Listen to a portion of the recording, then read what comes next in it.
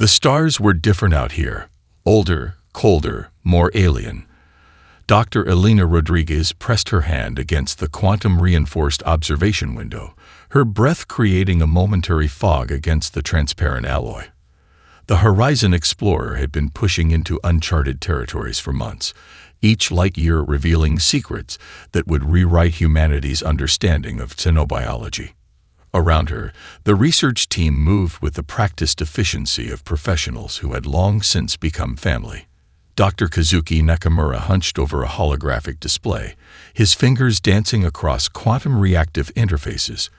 To his left, Dr. Aisha Okoi carefully monitored a containment chamber housing microscopic samples that seemed to defy every known biological principle. "Got something," Kazuki muttered, his voice a mix of excitement and concentration. "These cellular structures, they're unlike anything we've ever seen." Elena approached, her dark eyes scanning the holographic projection. The sample, retrieved from a micro-asteroid they'd intercepted 3 parsecs back, showed cellular formations that seemed to exist in multiple states simultaneously. Quantum biology, in its purest, most unpredictable form. None of them noticed the subtle shift in the background radiation. None of them saw the first hint of the massive biomechanical hull materializing just beyond their sensor range. The Zorn battlecruiser Void Render emerged from quantum suppression like a nightmare materializing from darkness. Commander Vexnar studied the human vessel with something less than contempt. Pure, absolute indifference. To the Zorn, this was less than an inconvenience. It was a microscopic irregularity to be eliminated. "Insignificant organic vessel," Vexnar's translator crackled. "Scanning. Threat assessment. Minimal. Recommendation. Immediate termination." The bridge of the Void Render hummed with biomechanical energy.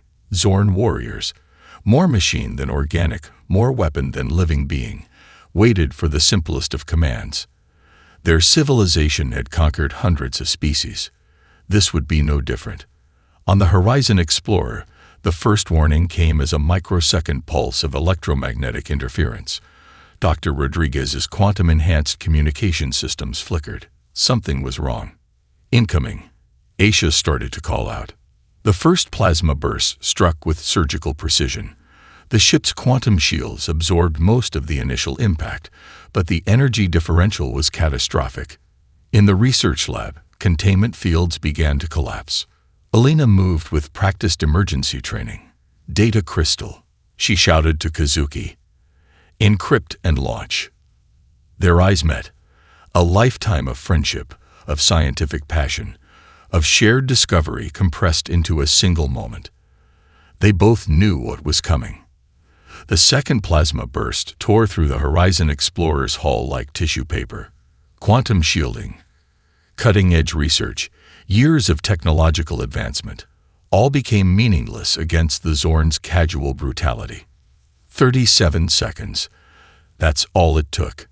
As the ship disintegrated, a single data crystal ejected. Microscopic, virtually indestructible, carrying the sum of their research, their discoveries, and something more. A message, a warning, a promise. The vast emptiness of space absorbed the debris. The Zorn battlecruiser didn't even pause to confirm the kill. To them, this was less than an afterthought. They had no idea what was coming. In that moment of ultimate destruction, Dr. Elena Rodriguez completed her final mission.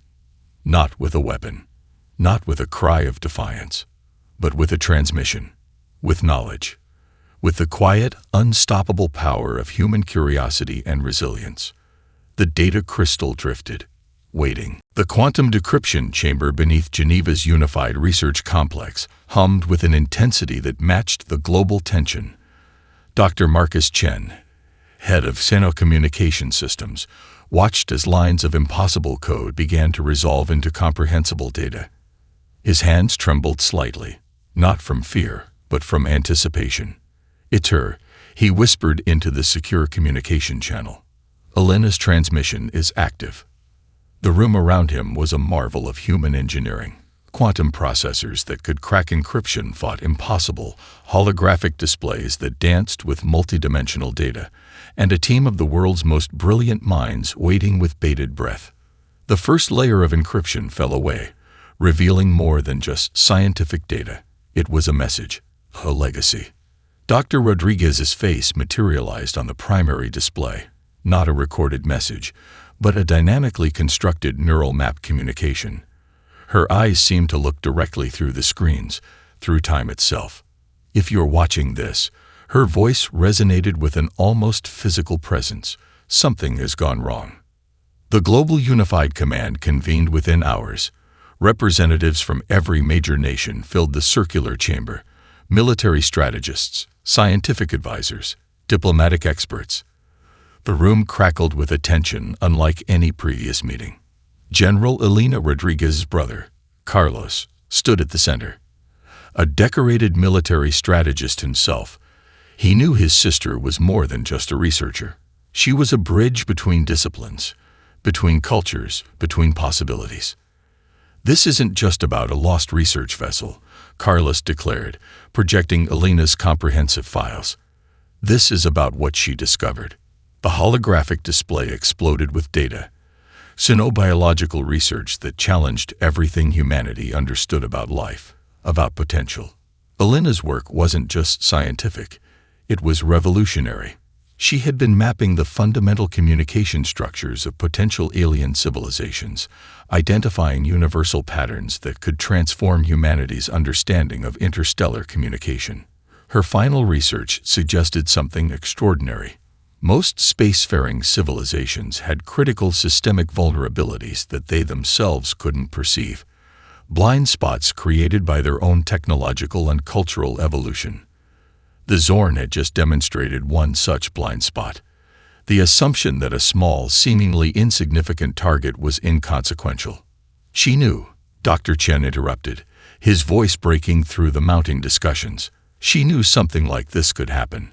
Look at the predictive models in her last transmission.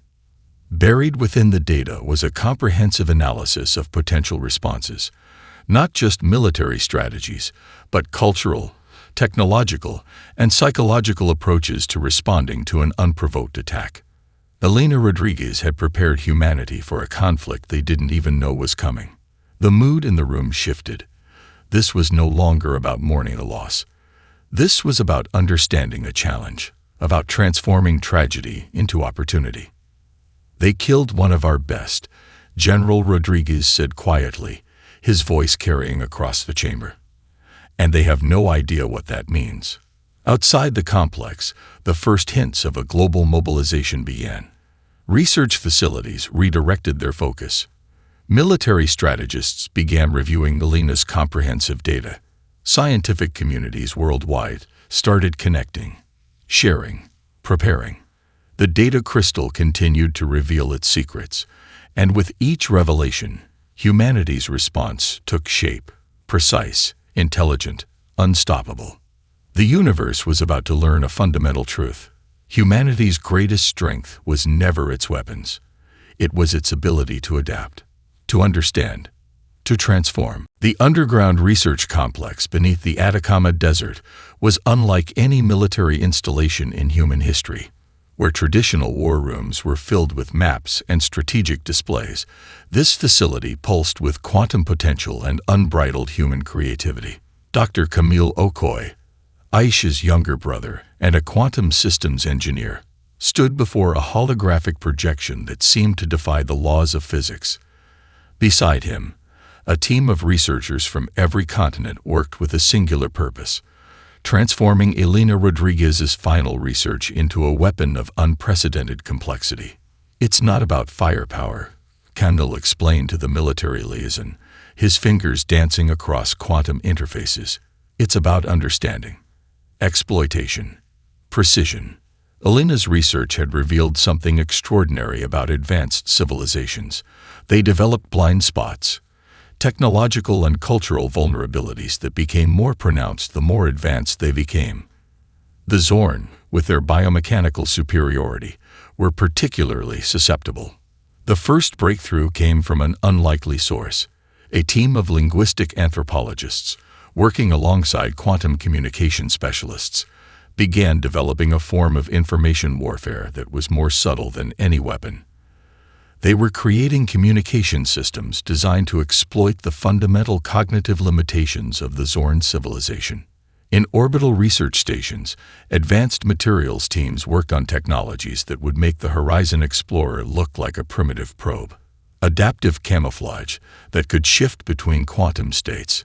Communication systems that could penetrate and manipulate advanced alien encryption. Weapons that were more like living information than traditional armaments. General Carlos Rodriguez oversaw the entire project. He understood something crucial. This wasn't about conventional warfare. This was about sending a message that would resonate across the galaxy. "We're not just building weapons," he told the assembled team. "We're building a statement." The most radical development came from the Quantum Biology Division. Drawing directly from Alina's final research, they began developing systems that could interact with alien technologies at a fundamental level. Nanoscale infiltration systems that could essentially speak to the very technological infrastructure of an alien civilization. Dr. Chen's team created what they called adaptive response matrices, computational systems that could predict and counter alien technological responses in real time. It was more than predictive algorithm. It was a form of technological empathy, a way of understanding an alien civilization's thought processes before they could even formulate a response. Weapon systems were developed that weren't designed to destroy, but to deconstruct, to reveal, to expose vulnerabilities that the Zorn didn't even know they had. In low Earth orbit, a new generation of spacecraft took shape. They looked nothing like traditional military vessels, more like living systems with adaptive capabilities that blurred the line between technology and organic life. Every researcher, every engineer, every strategist carried a photo of Alina Rodriguez. She wasn't just a memory. She was the blueprint, the inspiration. "They killed one of us," became the unspoken motto of the project. Now we'll show them what that means. As the first phase of preparation neared completion, something became clear. This wasn't just about revenge. This was about evolution, about showing the universe that humanity's true strength was never in its weapons, but in its ability to understand, to adapt, to transform. The Zorn had made a fatal mistake. They had turned a research mission into a declaration of war, and humanity was just getting started. The strike began with silence. Aboard the UES Quantum Horizon, a vessel that was more living system than traditional spacecraft, Captain Aria Martinez closed her eyes. The ship's neural interface pulsed in sync with her own biorhythms, a perfect fusion of human intuition and quantum technology. Target acquisition complete. The ship's eye whispered, not through speakers, but directly into the minds of the crew. A technology derived from Alina Rodriguez's final research, bridging communication beyond traditional boundaries. The Zorn's primary strategic hub hung in space like a massive biomechanical tumor. Sensor nets that could detect approach from light years away. Defensive systems that had crushed civilizations. Impenetrable. Invincible. Or so they thought. Martinez's team had spent months studying the single transmission from the Horizon Explorer. Every millisecond of data, every quantum fluctuation, had been analyzed, understood, weaponized. Quantum cascade initiating, Lieutenant Chen reported. His fingers didn't move across interfaces. They simply existed in a space between thought and action. The first attack was invisible, a cascade of quantum-entangled particles that began to unravel the Zorn's defensive systems from the inside. Not destruction, deconstruction. Encrypted communication pathways began to collapse, not through brute force hacking, but through a fundamental understanding of the Zorn's communication architecture. Each system's weakness was precisely targeted, systematically dismantled. On the Zorn command station, alarms began to sound, but they were already too late. Primary quantum resonance field compromised. The ship's AI reported. No excitement, no emotion, simply a statement of fact. The Zorn command began to realize something was wrong. But by the time they understood the nature of the attack, it was already over. Critical communication nodes went dark. Defensive systems began to turn against themselves. The most advanced technological civilization in the known galaxy was being undone by something they couldn't comprehend. Information warfare in its purest form. Captain Martinez watched as entire defensive networks collapsed, not through explosions, not through traditional weapon systems, but through a precise, surgical dismantling of their technological infrastructure. "For Elena," she whispered. The strike lasted precisely 17 minutes and 23 seconds. When it was over, the Zorn's primary strategic hub was intact. No physical damage. No destruction. Just complete, total technological neutralization. A message had been sent. Humanity could reach anywhere, understand anything, neutralize everything. Back on Earth, the team that had developed this strategy watched in collective silence. This wasn't just a military response. This was a demonstration, a statement to the universe about what humanity was capable of. General Carlos Rodriguez looked at the final report. Tears formed in his eyes, not of sadness, but of a profound, almost spiritual understanding. His sister's final research had become humanity's most powerful weapon, not through destruction, but through understanding. The universe was about to change, and it all started with the death of one researcher on a small ship in the vast, uncaring darkness of space. The first strike was complete, and humanity was just beginning. The Galactic diplomatic nexus erupted in chaos. Representatives from over 200 spacefaring civilizations watched in stunned silence as the data stream from the Zorn strategic hub played out. What should have been a moment of Zorn triumph had become something entirely different. A demonstration of technological vulnerability that sent shockwaves across the known universe. Ambassador Lyra Ktal of the Meridian Concordance was the first to break the silence. Her crystalline form shifted with barely contained emotion. A mix of fear, fascination, and something closer to respect. "Humans," she spoke, her translation matrices rendering her words in a dozen different communication spectrums, "are not what we believe them to be." The holographic displays continued to cycle through the data. No physical weapons had been used. No traditional military engagement had occurred. Instead, the humans had performed a surgical deconstruction of the most advanced defensive network in known space, and they had done it with something that looked frighteningly close to scientific artistry. On the peripheral worlds, communication networks buzzed with speculation. Xenoanthropologists began furiously updating their databases. Military strategists rewrote entire doctrines of engagement. The Zorn's response was perhaps most telling. Instead of their typical aggressive posturing, they went silent. Completely silent. "They're analyzing," Dr. Marcus Chen commented to the global response team back on Earth. "Every civilization is analyzing." The diplomatic channels became a web of encrypted communications, speculation, and barely contained panic. How could a species that had been considered a minor technological civilization suddenly demonstrate such profound capability? Ambassador Ktal's report to the Meridian Concordance was brutally honest. "We have gravely underestimated humanity," she noted. "This is not a military response. This is a form of communication we have never encountered." On a dozen worlds, research facilities began intensive studies of human communication patterns, technological development, and scientific methodologies. What had been considered peripheral research now became critical intelligence gathering. The most advanced civilizations realized something profound. Humanity had just demonstrated a form of technological engagement that transcended traditional warfare. They had neutralized a threat not through destruction, but through understanding. "It's like they spoke the Zorn's technological language," one Andromedan xenotech analyst noted, "and then used that language to tell them exactly how vulnerable they are."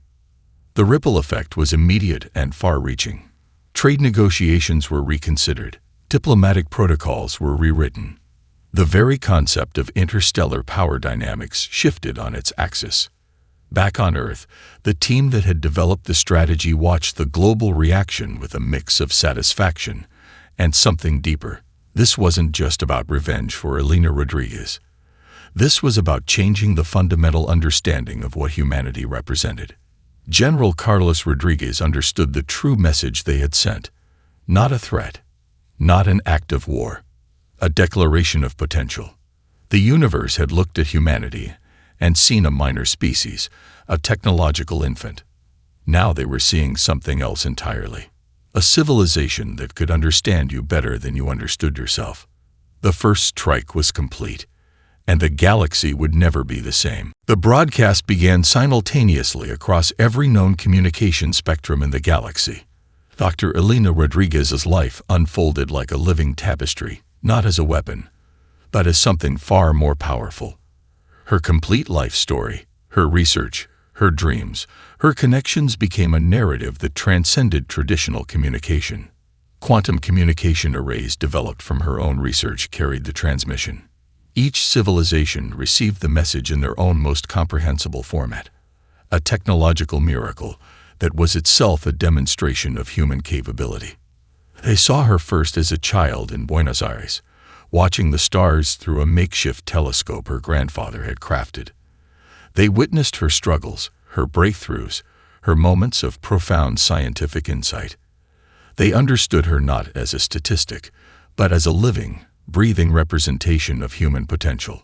The Zorn watched in particular horror.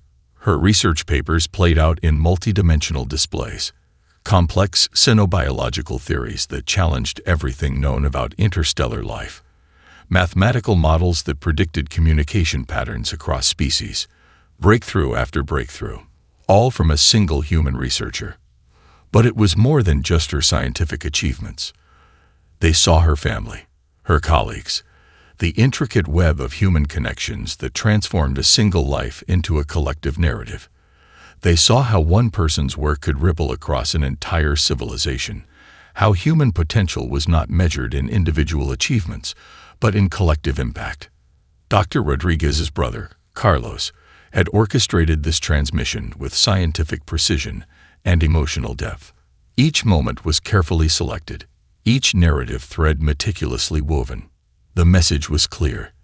The human you killed was not just a researcher. She was a nexus of potential, a representation of an entire species' capacity for understanding, for growth, for transcendence. Alien civilizations began to realize something profound. The humans had not just responded to an attack. They had transformed a moment of destruction into a global statement about the nature of life, of potential, of interconnectedness. Psychological profiles of various species were analyzed and incorporated into the transmission. The message was tailored to create maximum emotional and intellectual impact across different cognitive structures. The Zorn's communication networks began to destabilize, not through technological intervention, but through something far more complex, emotional and intellectual resonance. They were confronting a species that could turn a single life into a universal communication event. We are not defined by our destruction, the transmission seemed to say. We are defined by our potential to understand, to connect, to grow. Diplomatic channels across the galaxy lit up. Research facilities redirected their focus. Military strategists found themselves analyzing not weapon systems, but communication methodologies. Humanity had just demonstrated a form of warfare that transcended physical conflict. They had weaponized empathy, transformed memory into a strategic tool. And they were just getting started. The universe watched, and for the first time, humanity was not just seen. They were truly understood. The Zorn Collective's primary communication hub descended into chaos. Commander Vexnar stood at the center of a system that was no longer responding to traditional command structures. The quantum infiltration had done more than disable their technological defenses. It had exposed the fundamental fragility of their civilization's core. "Explain," he demanded of the neural interface. Silence answered. The psychological warfare launched by humans had penetrated deeper than any physical weapon could. Their transmission about Dr. Elena Rodriguez had revealed vulnerabilities the Zorn didn't even know they possessed. Empathy was a concept they had long since engineered out of their collective consciousness, or so they believed. But humanity had found the cracks. Internal communication networks began to fragment, not through external attack, but through a profound internal resonance that challenged the very foundation of Zorn society. The story of a single human researcher had become a virus more potent than any technological weapon. Diplomatic channels opened, not as a sign of strength, but of desperation. The human response was surgical in its precision. General Carlos Rodriguez sat in the Global Command Center, watching the Zorn's communication attempts with calculated calm. "We're not interested in conquest," the human diplomatic response began. "We're interested in understanding, in consequences." The demands were unprecedented, not territory, not reparations, but a complete restructuring of interstellar protocols regarding first contact, species rights, and technological engagement. The Zorn leadership found themselves in an impossible position. Their technological superiority had been demonstrated to be an illusion. Their military might, a facade. Their entire civilization's concept of power had been dismantled not through force, but through a profound demonstration of human potential. Each attempt to counter the human communication was met with another layer of understanding. The humans had studied the Zorn so completely that they could predict and counter every possible response before it was even formulated. "You killed one of us," the human communication repeated, not as a threat, but as a statement of fundamental cosmic principle. "And now you will understand the true meaning of that action." Internal Zorn systems began to show signs of what could only be described as collective psychological breakdown. The neural networks that had maintained their unified consciousness started to fragment. Individual consciousness, a concept they had long since abandoned, began to reemerge. Some Zorn began to question, to remember, to understand. The weapon was not physical. It was narrative. It was understanding.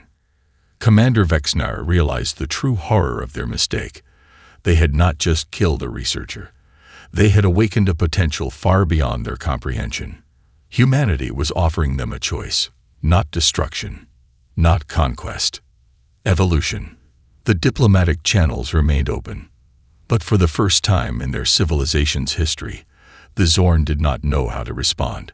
They were facing a species that could defeat them without firing a single weapon. A species that could make them understand. 5 years after the incident that began with the Horizon Explorer's destruction, the Galactic Concordance Assembly convened on a neutral platform constructed from the most advanced quantum-adaptive materials humanity had developed. Dr. Elena Rodriguez's holographic image watched from the central podium, not as a memorial, but as a living testament to the transformation that had reshaped galactic civilization. Representatives from 243 different spacefaring civilizations sat in a configuration that defied traditional diplomatic arrangements. No hierarchy, no traditional power structures. Instead, a circular arrangement that symbolized a new approach to interstellar communication and cooperation. General Carlos Rodriguez stepped forward. He no longer looked like a military leader. He was an architect of a new cosmic understanding. "We are not here to establish dominance," he began, his words translated across multiple dimensional communication spectrums. "We are here to redefine what cooperation means." The protocols they proposed were revolutionary. First contact guidelines that prioritized understanding over conquest. Technology sharing frameworks that emphasized collective growth. Communication standards that recognized the fundamental value of every sentient species. The Zorn delegation sat in a state that was neither defeat nor submission. They had been fundamentally transformed. Their collective consciousness, once a rigid machine of conquest, now understood the concept of individual potential. Remarkably, the most significant changes were not in the diplomatic documents. They were in the eyes of the representatives. The way they listened, the way they understood. Humanity had not conquered. They had evolved the very concept of interaction. Each civilization presented their unique perspective, but something was different. The competitive edge that had defined previous galactic interactions had been replaced by a genuine desire to understand, to grow, to connect. Dr. Elena Rodriguez's research became the foundational text of a new scientific and diplomatic approach. Her work on quantum communication, on understanding the fundamental patterns of interspecies interaction, was now required study across multiple civilizations. The human representatives didn't sit at the head of the table. They sat among other species, their contribution measured not by military might, but by their capacity to understand and facilitate understanding. "We are not special," Carlos Rodriguez explained. "We are simply willing to see the potential in what others might consider insignificant."